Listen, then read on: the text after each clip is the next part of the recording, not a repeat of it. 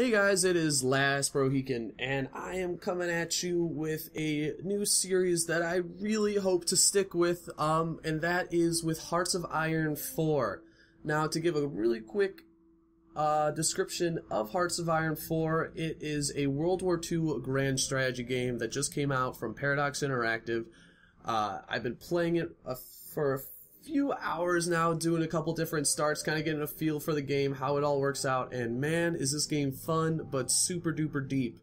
Now, it's not even so much about the combat in this game, but it's all about the logistics. It is all about getting your troops to where they need to be. It's all about strengthening your economy.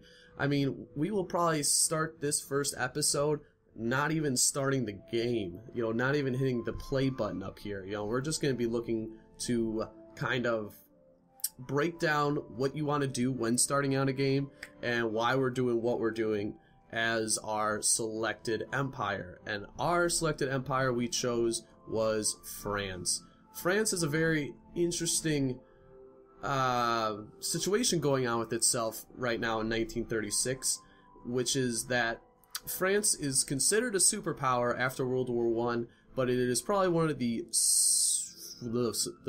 weaker superpower of the whole group. The whole group consists of the United Kingdom, Soviet Union, the German Reich, Italy, Japan, and most importantly, the United States. These are the main powers you can pick from in Hearts of Iron 4, but you can also choose any of these other nations. You can play as whoever you want. I'm just doing it because I'm just doing it as one of the superpowers right now because I'm still very new to this game. My only exposure to grand strategy games comes from Crusader Kings 2, and that game, while a grand strategy and made by the same company, has a much different feel, at least for me. There's just a whole lot of other things at play there that, to me, makes it a little more complicated or a little bit harder to understand. Whereas here, they focus on lineages and religion and just different global politics, whereas here it focuses on global politics, but it's also a lot about industry. It's a lot about production. It's a lot about getting an edge on your competitors / your enemies based on your industry, your air superiority, your tank superiority, your naval superiority. There's a lot of different ways that you can help out, and there's also, there's proxy wars. We're going to see Spain split in two between the Republicans, or basically the Democrats and the Nazis, or the communists and the Nazis of Spain. We're going to see a bunch of different things going on here, and we're going to be helping them out. So let's first tackle the top bar, because whenever you start a game in Hearts of Iron 4, you need to tackle this first. You don't even want to click this button. Don't even click this button until you at least have tackled this. So first thing is a research slot available. Now, since France is one of the weaker of the superpowers, because after World War I, they kind of got a little bit high and mighty. The Great Depression hit them hard. Now, their economy is still on the upswing, but they have the least amount of research slots than any of the other superpowers in the game. So we're going to be looking to try to rectify that soon enough, but as of right now, let's tackle the first thing. Now, I've found that going for the electronic mechanical engineering is probably one of the first things you should pick, because it just helps reduce research time. I mean, this is something that will kind of catapult itself and go further down. Then we're going to be looking at industry. We want to increase our production efficiency cap. That means, our factories, whether it's the civilian factories or the military factories, will be producing at a higher rate. We'll go into more detail as to what those are in a moment. And then we're also going to go with construction, so we can produce our buildings faster. Alright, next is free civilian factories. Now, what civilian factories are is that they are like your workers of the game. They are the ones who build things for you. So the more you have, the better it will be in terms of producing it to get more natural resources, producing to get more naval docks, more military factories, more anti-aircrafts, radar, bases, infrastructure, naval bases, forts, coastal forts. They are the lifeblood of your country, of your empire. Now, when we click on it, because that's what we're going to be building first, we see that we have 36 available civilian factories to use. Now, civilian factories will also build more. So as we see, we'll use 15 factories to build it. Our first 15 factories are going towards that. Next, we can use it to build more. Or that's what we're going to be doing in the first few days, years, is just producing as many civilian factories as we can, because we want to have as many hands possible. So right now we have all of our civilian factories going to build more civilian factories. Now what you can also see here is from trade and owned. These are the amount of civilian factories we own inside the French Empire. From trade, there is no currency in Hearts of Iron. What you're going to be using is factories that will produce goods to either export or use factories that will be used as an import to kind of get the resources that you need. Because most of the countries starting out, maybe besides like the US and Soviet Union and Germany, will have some sort of production deficiency. You can kind of power through this, even though you are working in a deficit in terms of resources. It only hinders production a little bit. And right now, when France, we're not really worried about too much producing that many units. I'm not going to worry about that a whole lot. So we have two civilians going on in France. If you want to look down at our colonial empire of Africa, now if you can see 0 out of 0, 0 out of 0, 1 out of 1, some stuff in northern Moroccan area, or Algeria would probably be a better term. There is some room for production, but otherwise, I mean, if you think about it, this is all desert. You know, there's not a whole lot of, you know, look at that. This is all the Sahara Desert. Not a whole lot of infrastructure there to be had for us to build factories. Now, when we look at some of our political strategery stuff, we can unlock more infrastructure, but right now we're not going to be really worried about the whole Sahara Desert African theater. Alright, so we got this squared away. I'm going to actually kind of increase that a few more. I like to spread mine out a little bit, because when air campaigns start coming, you want to make sure that you don't have all your eggs in one basket. Alright, so that will definitely take some time. Next, free dockyards. This is our military production tab. Now what we see here is infantry equipment, support equipment, towed artillery, light tanks, and motorized support vehicles is kind of what it is. Then we also have our naval. So what we're seeing right here is 7 out of the 8 docks are used, but we have 1 free dock to help speed up the production of our submarines, destroyers, and battleships. I'm gonna put it towards here. I really like having destroyers. I like having more of a, say, above water presence. The submarines, they'll be produced soon enough. I'm not too worried about them. So I'm just gonna leave it there. Leave those happening. Alright, so we have all that. This all looks good. Alright. Okay. We do have a deficit on infantry equipment, which isn't a good thing. I'll probably start building a few more military factories out of this, just so we can get our infantry equipment up, because it is... I haven't experienced it yet, but I already know it would be disastrous if our infantry ran out of equipment, should there be any sort of provocation between Italy or Germany. Alright, that's done. Next is the political focus. This is like your political research tree. What we're going to be looking at here is...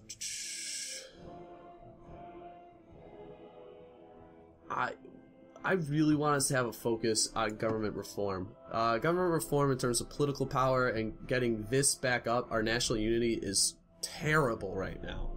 This is not good. You know, as it says right here, the national unity represents the willingness of the people, the top to prosecute execute a war to the finish. The higher the value is, the longer they will fight on before considering surrender. Now, what this is kind of saying is, in actual history, national unity was at an all-time low for France here. So, when Germany actually decided to move through the Ardennes forest and strike at Paris, France really crumpled because, I mean, there was a lot of political strife. As you can see here, the communists are gaining a fair amount of political movement here, and even, I'm going to assume that's this is the fascist movement. So they're all getting political steam. The Radical Party, the Democratic Party, is running out of steam. So I want to make sure that we secure our hold as soon as possible. So we're going to get this going, and we're probably going to move down this. Is it a little bit more boring? Yes. Besides going through the reverse Versailles, go with Russia, all that. A little less boring, but I'm still new to the game, and I want to kind of have this be more of a learning tutorial and go the easy route, because I promise you, even if we stick to every single French decision made during this era, the war will be drastically different. Alright, so we're going to go with government reform. Takes 70 days to do. Sweet. Now, no divisions in training. This took me a little while to understand, to figure out what is going on, but I'm gonna dive into it right now. So you have different divisions. We have your standard infantry division, motorized infantry, alpine infantry. Alpine infantry is infantry that is more geared to fight in hills. So when we're going against Italy right here, we're definitely going to want to build up our alpine infantry so we're better capable of defending from them. Then you have horse cavalry division. Then we have two different type of division of mechanized infantry. Or mechanized. So let's see what we got here. So we got some light tanks, and then just a lot of motorized infantry for our first one. Our second one is just all light tanks. So this is a pretty heavy infantry division. Can I pull up both? No. Alright, so I'm going to see if I can switch off between them. But like, the reason why you may have this and why it's really fun to play around with this type of stuff is, so like, let's look at the max speed between the motorized / light tank infantry and the all tank infantry. So as we can see here, the base stats, combat stats, the soft attack, meaning how it can hit soft targets like people, is so much higher with the 4 tanks than it is just with the 2 tanks. That also goes for hard attack. Defenses though are a lot higher. You know, this one seems like this is almost even somehow a support unit. I don't know if I would want to have these guys by themselves. You know, this one has way more manpower, way more defense. I'm probably going to start building these guys, because these guys are the ones who can not only stand on their own, but will hopefully be able to withstand the shock of the German assault when it comes, the German and the Italian assault. So we're going to start by building one of these. You need to set a location, so make sure you click here. We're going to build it pretty close to the Maginot Line, right there. So we're going to have one in Lorraine. Then we're probably going to build another... no. I'm just going to set it at a cap of 2 right now. You can put it at infinity, and it'll just keep on spawning divisions till Kingdom Come.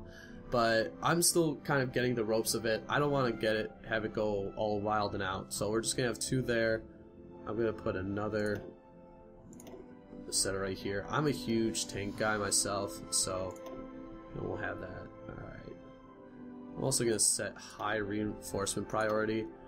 Just because I want to get these guys off the ground as soon as possible. Because, as you can see right now, the Italian line is pretty damn thin. There's not a whole lot going on here, but if you need your quick military history lesson, before World War II, Italy had all of it. It had a lot of forces down here in Ethiopia.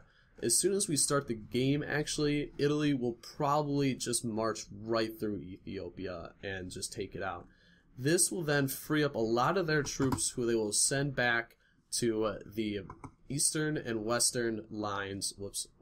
Western and eastern lines, and will make it a lot harder for us because these guys down here will have been battle trained. They'll be good to go. So while they are doing that, we'll also be doing some of our own training.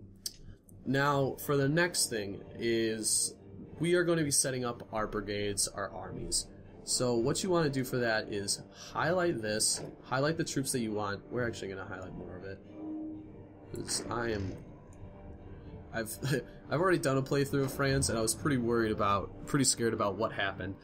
So here we have our division, our 8 divisions, and they are unassigned. So we're going to make an army out of this. You go down here till you see this little portrait with a plus sign, click New Army. Now that we have our new army, I want to select a commander. Now, as we can see here, we have field marshals and generals. You might be asking yourself, what is the difference between a field marshal and a general? Well, field marshals have no limit on the divisions that they can command, whereas generals can only command a division of 24. Now you might ask yourself, well, why would I not just promote all of these dudes up to field marshals? That seems like the smart idea.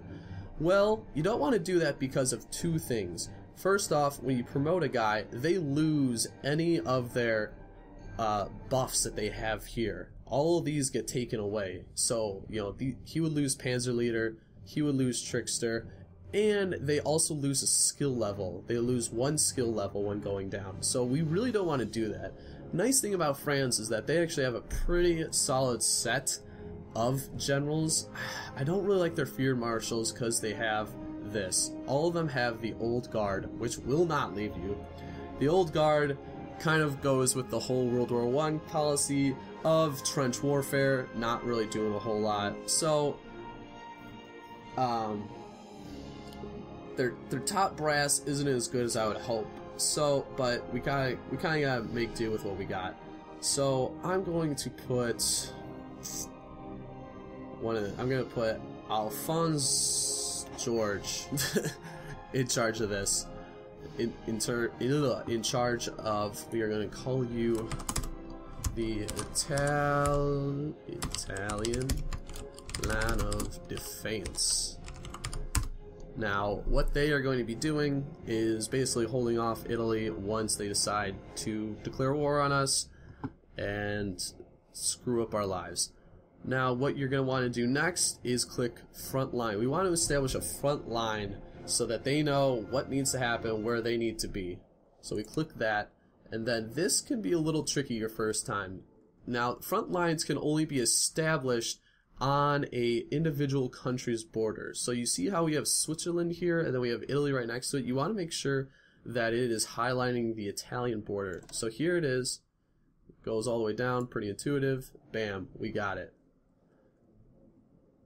Well, that was with you left-clicked it. I'll show you if you right-click it. If you right-click, then you have to kind of draw it out yourself.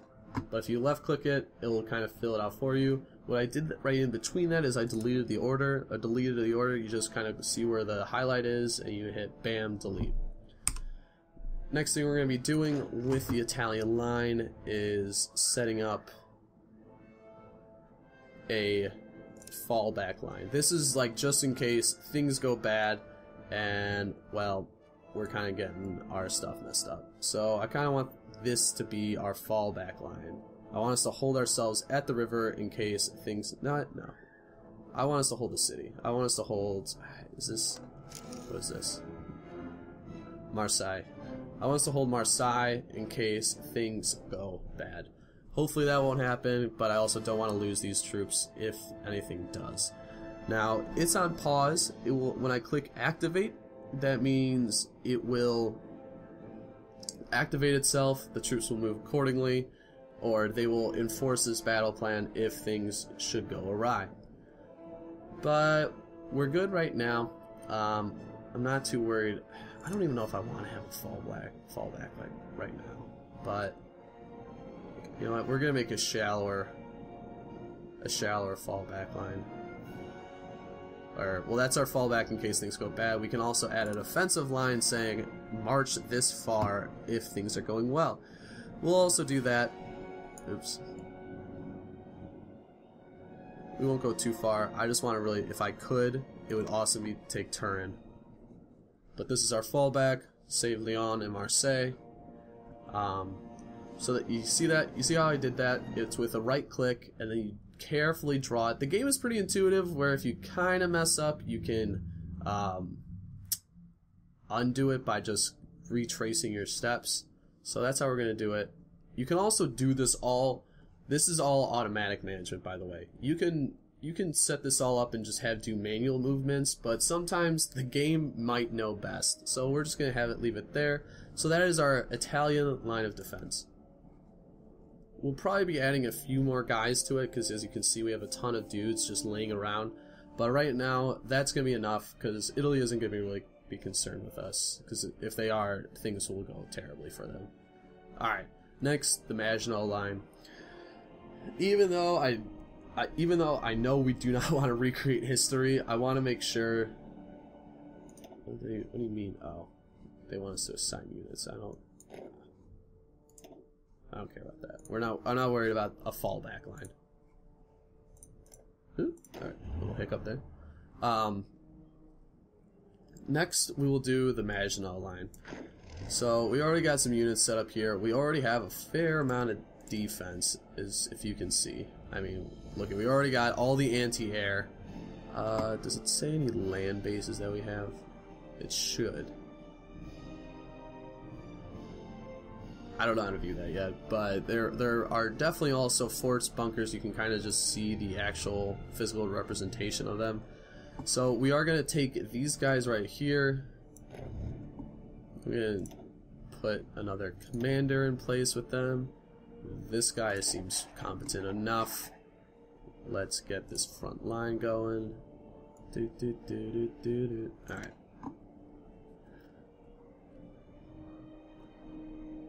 That's it. I'm not even worried about having them invade Germany just yet.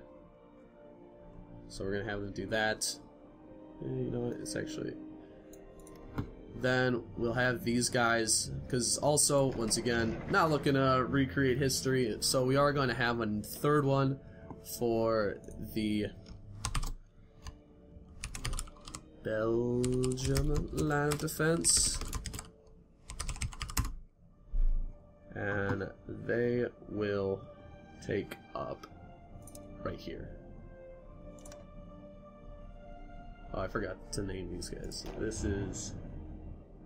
Oh god, I forgot how to spell the Maginot line? Question mark?